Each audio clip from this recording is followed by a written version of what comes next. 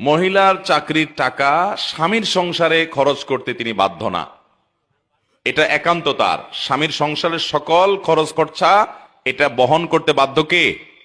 স্বামী নিজে।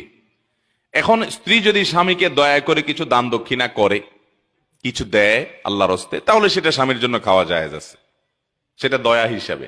তা আমাদের দেশে এসব নাই। বহু ছোট লোক স্বামী আছে যে বউয়ের চাকরির টাকার সবটুকু দখলে নিয়ে নেয়, আছে না নাই?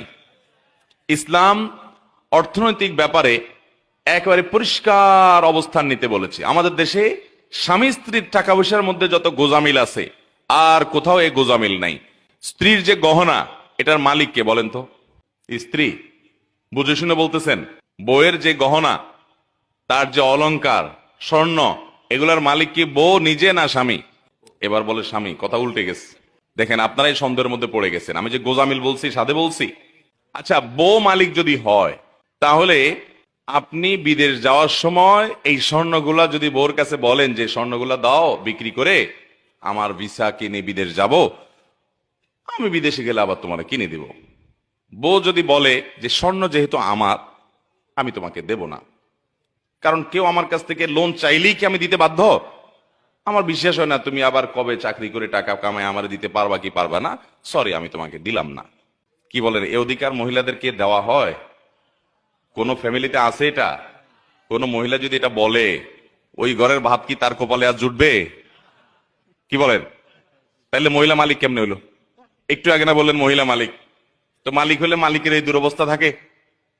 আচ্ছা, আরেকটা এক্সাম্পল নেই, ধরেন যদি কোনো মহিলা বলে যে স্বর্ণ গহনা এগুলো তো আমাকে দিয়ে দিছো তুমি, তোমার বাপরা দিছে, তোমরা দিছো, বিয়ের সময় মোহর হিসাবে দিছো, যেমনি দিছো দিছো, এখন যেহেতু এটার মালিক আমি, তো আমি এগুলো বিক্রি করে আমার ভাইটা বেকার আছে ওরে দিয়ে দিব, আমার বোনটা একটু কষ্ট আছে ওকে দিয়ে দিব, আমার বাপ মাকে আমি গিফট করব, অথবা আমি একটু মার্কিন টার্কিং করব, আমার যা খুশি তা করব।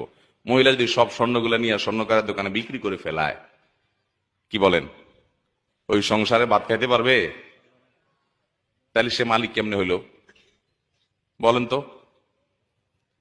আচ্ছা, এবার আপনি বলবেন তাহলে ঠিক আছে হুজুর, তাহলে স্বামী মালিক।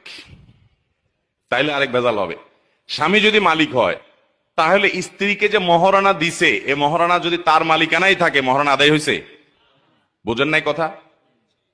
আপনি 5 ভরি 3 ভরি 2 ভরি স্বর্ণ দিলেন, কি বাবদ? মোহর বাবদ।